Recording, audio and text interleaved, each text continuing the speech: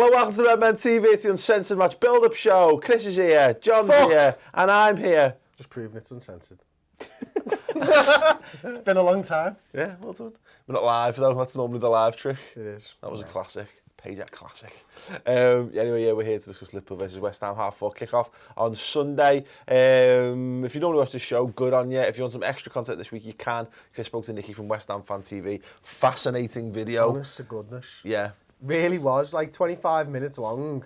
I can understand it's a long piece of content, but if you're a fucking true football fan, go and watch it, because what Nicky and what West Ham fans are going through at the minute, I can relate to, because Liverpool were close to fucking extinction themselves not so long ago, and just to hear a first-hand account of what's going on at that stadium, what's going on with the fan base and stuff, truly incredible. Really, really good interview. Great fucking lad as well. Yeah, all that being said, let's heap loads more misery on them, because we like them as people, but not as a football club. John, Liverpool need to bounce back, and they need to bounce back quick, because we're all mentally weak, and the defeat of Bournemouth has left us all in a pit of despair for 7 days. It has, and that's the only downside, I think, to having a season without European football, is you've got a week to stew on things. Yeah. I'm kind of grateful it's a home game and we can have the joy of having people there, and I think everyone will get it out the system. Yeah. And I feel bad saying it, because like Chris said, like the lads from West Ham Fan TV are quite nice, but there's probably no better team we could play at the minute, considering the form they're in, short of maybe Leicester. Yeah, yeah. Well, we've done that. We've done Leicester already. No, it's hard to disagree. To be perfectly honest, you know, they are in a horrendous bunch of. But this is the mental hump that we need to get over. Those reactions, because you're damn right. Because historically, we always do this like, well, they're in a bad run of form. But again, I'm drawing a line in the sand on this. Let's put an end to these fucking reactions to stuff. We trust the manager. No, it's not that I've got a fucking problem with. It's him fucking saying it. There's a big difference. I trust the team to go out there at the weekend and beat West Ham. They don't need him fucking saying it, and that's what I've got a problem with. So, okay. I just don't like people, and it's commentators' curse, yeah, isn't it? It's a fucking thing. It happens all the time. Obviously, you don't say it. It doesn't have an actual impact on them. No, of course it doesn't, but it has an impact on me. Yes. And that's what fucking matters in my world. Matters, yeah. But that's what I'm saying. Fuck that. No, fuck John. No, fuck you. No, fuck him. No, fuck you. Yes, fuck you. Yeah, no, I get it. I completely do, because, you know, this is the hardest part about these.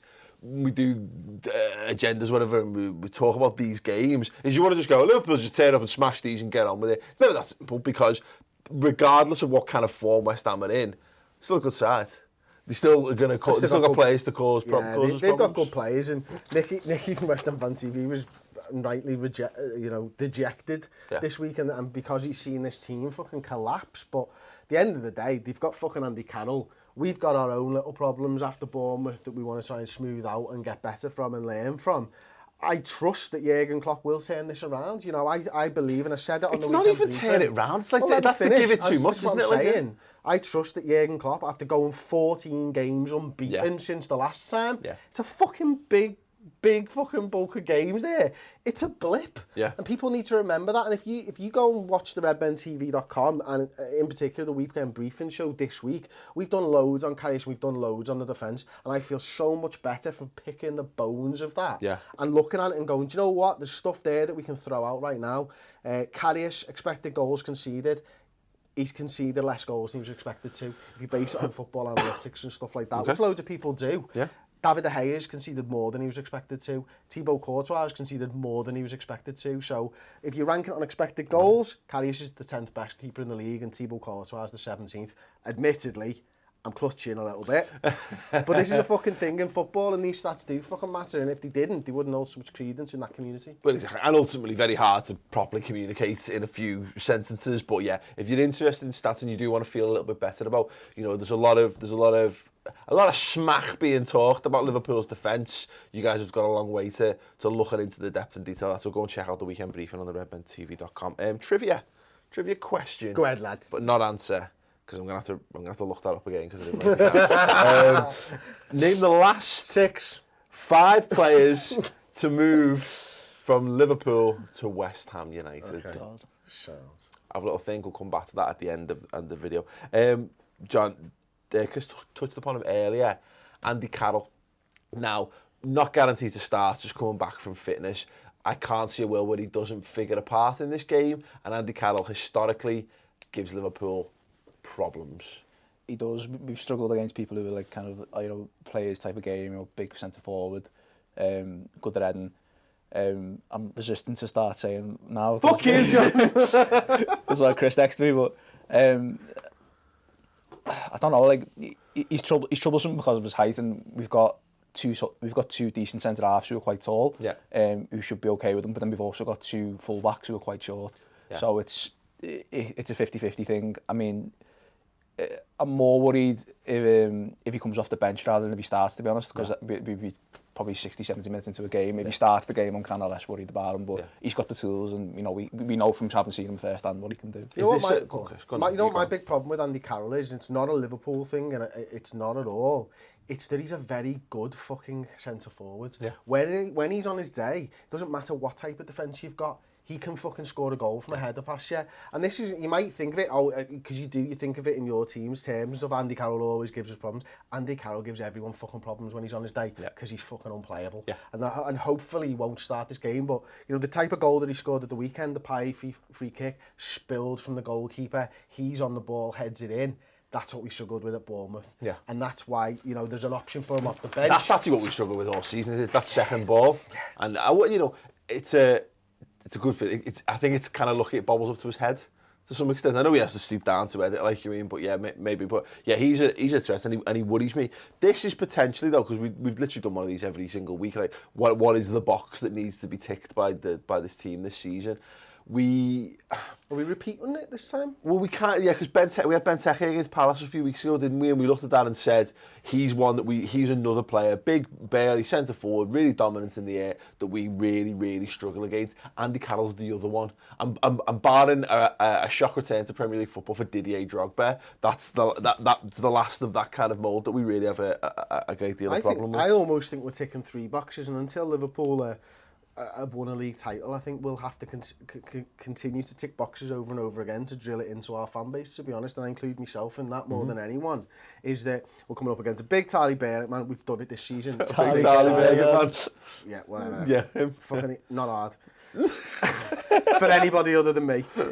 We've played a side that were in bad form before. We need to beat them again. We need to prove that fucking the result last weekend was a blip. Yeah. There's three big fucking boxes that we need to tick again until Liverpool start. How did you end up with 5? Oh, I'm just a nutter, mate. That's how big that one is. It's fucking That's a 2. But this is the point, is that we're going to need to continue to tick these fucking boxes over and over and over again. And I will continue to rattle off my points over and over and over again until it's sunk in. Yeah, no, completely agree with that. This should be one of those situations that, again, if we are to harbour ambitions of finishing, in the top 4, yes, higher than in the first, second, whatever, 100%. This needs to be a game where if West Ham want to turn the corner, they can fucking do it next week. Yeah.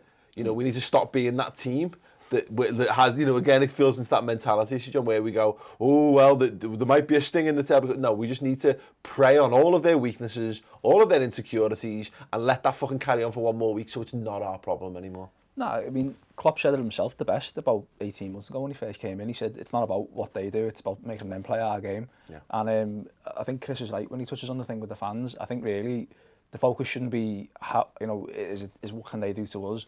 It should be, let's just go out there and just do what we do best and be brilliant.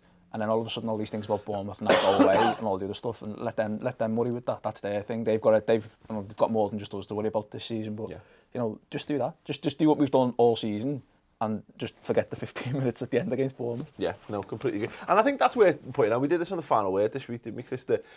That Bournemouth game, I'm prepared. And again, you've backed it up on the briefing, but I genuinely look at that as an absolute aberration of a result and not a systemic problem necessarily that Liverpool have got, because we with a weakened side, without 2 or 3 of our better players, we went away from home, and without actually ever at any point in that game being at our scintillating best, looked to make light work of it. And then of course we just had 15 minutes of madness, and it's inexcusable, but I kind of see it, I lump it in with Burnley as like I shrug my shoulders, shit happens kind of thing. I fully agree with that, and I actually almost mirrored that point is that, you know, we've got Firmino, who's been one of our best players playing out of position. We had Sadio Mane, who was our best player on the day against Bournemouth, taken off with 50 minutes ago and we lost our way.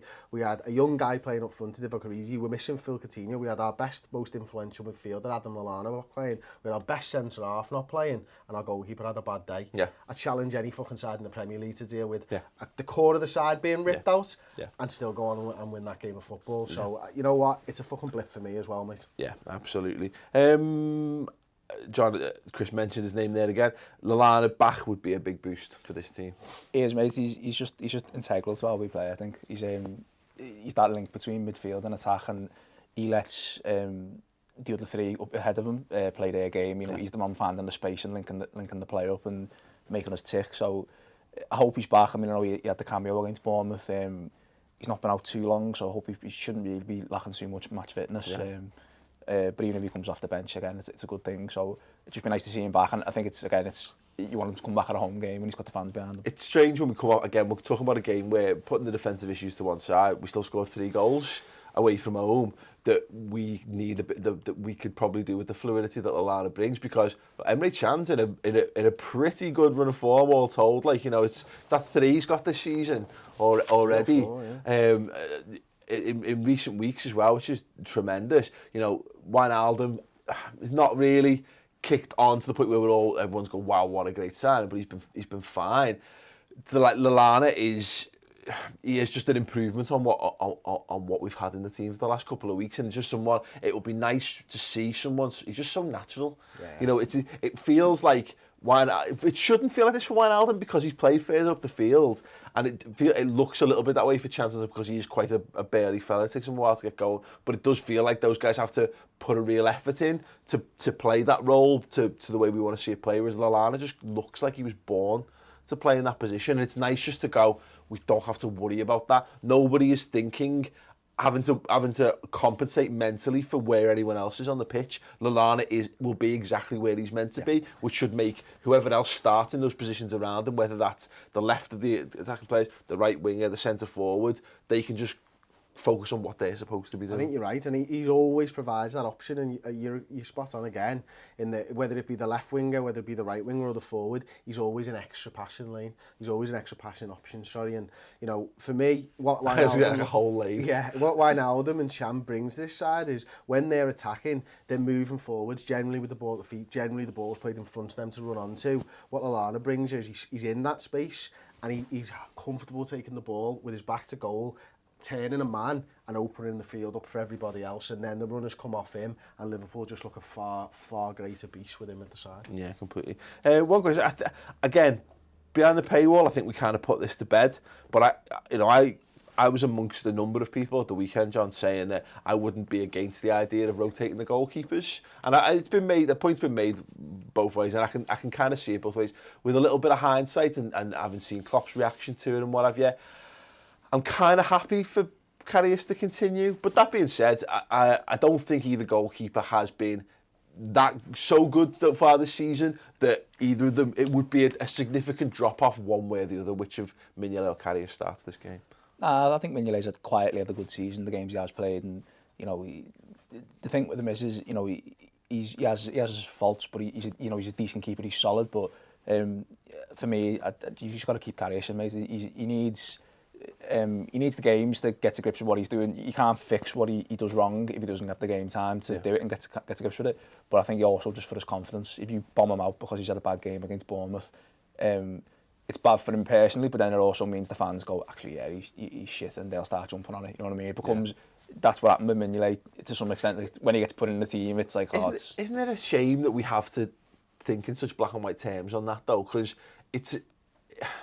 I wish we could live in a world with that, because you're right, you know, there will be, whether it's across the board in terms of our fans, there will be a section of our fans who love a bit of fume, who will, if he was to come out the team for any reason, because there isn't injury, they will take that as an indicator that he's not good enough, and will probably carry that stigma against him for as long as he's a Liverpool goalkeeper. It's not right, mate. You know, this guy's a young guy, he's 23 years old. It's much publicised, his mistakes at the weekend, but at the end of the day, I've seen 3 years of what Simon Mignolet can do. I don't think that Simon Mignolet can deliver a league title for us between the sticks, and it's a team game, of course it is, but I'm going on my gut on this, and I've looked into some stats as well, and Karius, he's not had the best season so far, but I trust Klopp and I trust in him developing and improving as a player. I think we've seen all we can see from Simon Mignolet, to be honest with you, and what he does, and sorry Paul, okay. You can't measure what Karius gives to this side yet. But what you can say is, if you put Simon Mignolet in there, he will spread fear throughout the back. He will spread fucking fear and nervousness through the cop and the back four, and that's the fucking last thing that Liverpool need right now. I think we kind of run that risk both ways, but the thing, more so for Mignolet, absolutely. The thing that's weird, from a tactical perspective, and the one thing that probably is measurable, is that we're able to play further up the pitch. Now, if we're talking about Andy Carroll being a threat, with Mignolet in goal, because he tends to sit on his line, it means the defence comes further back, and the last thing you want is a guy who's aerially dominant. You don't want to be defending on the edge of your 6-yard box and having him the ability to attack it. By all means, get further up the pitch, and that might be, if nothing else, that might save Karius this week to some extent.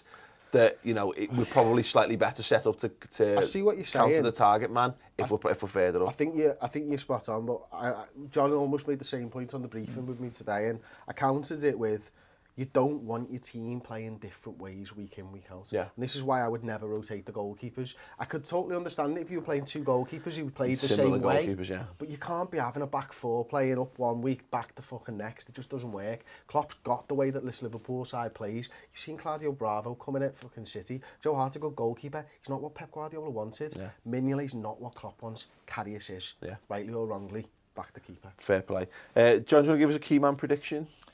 Again, Lallana, mate. I think he's just, everything he does when he plays makes us tick and makes us play brilliant football. So Adam Lallana for me. Yeah. Big Dick Origi. Big cock. Damn. Every fucking time. No, it's fine. Yeah. So close. In off the post. Divock Origi. Okay, cool. That's okay. That's all fine. You just settle down. Me and John will finish up. It's fine. It's got to be Roberto Firmino for me. And now we're talking like 2 or 3 games now where he's not been at the peak of his powers. And understandably, a lot of that will be to do with the personnel that we've got on the pitch. Divock Origi's played more games up front, which means Origi's been forced further wide. And I want to see him on the score sheet, John, or I want to see him getting an assist at the very, very, very least. Would you have him up front or would you have him on the left? How would you do the Divock Firmino balance on that side? I know what Chris thinks, because I've seen a starting 11. I would go. I think Origi did perform admirably in leading the line against Bournemouth. I think he did very well. And similar to the Karius argument that you kind of made, is that the only way for him to really start to bed himself into the way that Klopp plays is to play football matches and be told and to alter his game as he goes. That being said, I tried this on my Pro predictor last week when I put Firmino in the centre because that's where he plays. As it turns out, I'm worse with having a slow guy in the middle of me 3. So I don't know. I could make the case for both of them, perfectly honest. I think Firmino's more likely to be dangerous, and maybe it's a case of, because Lallana's back in, it's close. We're now closer to what our first 11 is. So let's put Origi out wide. Let's just have him stretch his legs. He's got good touch. He's got some skills as well. Maybe we try it like that. Yeah, I don't know. I ain't no tactical genius. Let me know your key man predictions in the comments below. Score predictions, Paige. I'll come to you first. 3-1. Excellent. To Liverpool. To Liverpool, John. 2-0 to Liverpool. Yeah, I'll have a 2-0. I'll go with that. Chaff. Let's go back to a clean sheet. Let's go back to clean sheet to Liverpool. It's as simple as saying it. Let's do it, because it would. What better way to put to bed any of the qualms and criticisms than just to go back to what we were doing a week, 2 weeks ago. That's it. That's all. Yeah, definitely, 100%. Want a fucking clean sheet. I'd love a clean sheet. I'd love 6 goals too. You just don't think it's going to happen? Let's just guess the score, innit, mate? You got it right the last time you played Guess the Score, so yeah, last time you denigrated the role of prediction. The 1 week it wasn't a prediction, it was a Guess the Score. I got it so, right. okay then, trivia answer time for those of you who've waited with bated breath. You can breathe easily just now. So you know, that was 4 times in 6 years I've got the score right. 4? If only we kept count. It's ridiculous. I want you to tell me the last 5 players transferred directly from Liverpool to West Ham United. Andy Carroll. Andy Carroll, ding. Did Bellamy go that way? Ding. Fuck off. Joe Cole. Ding. There's another more recent one. Oh, I was going to say one of Julier's signing. Downham. Ding. Like say. One more, we're going back. Ali Sissoko? Didn't he go there? I was Villa on it. Fucking... We're going all the way back to 2000. Was he? I've forgotten the guy's name. Song. He is the 6th, so not ding. Okay, ding, we'll do 6. 5, there's one more from that same season. Is it the black striker? I've forgotten his name. It is the black striker. No, you know, I can't remember. Fuck. No, I can't remember his name. Forward, a little bit of a cult hero at Liverpool. Titi Kamara. I fucking called it! You basically said. You're essentially named as race and position. That's the same thing. Yes, anyway, yes, Titi Kamara was number 5. Ding. If you got them all right, congratulations. If you got all 6 as well, because you guessed song, give yourself an extra pat on the back. You haven't done so already, check out the rest of the pre-match content. I'm doing a Pro Evo Predictor, which is fun. I dominate West Ham big time. If you're not going to watch the match, watch that instead. That's all you need to watch really this weekend. What did you that'll be given away, wouldn't it? Really? Think about it. Oh, yeah. Tell us your starting 11. Yeah, exactly. Mignolet goal. Yeah. Click the Redmen TV logo on the screen, subscribe to the channel, and leave your thoughts on the match in the build-up in the comments below.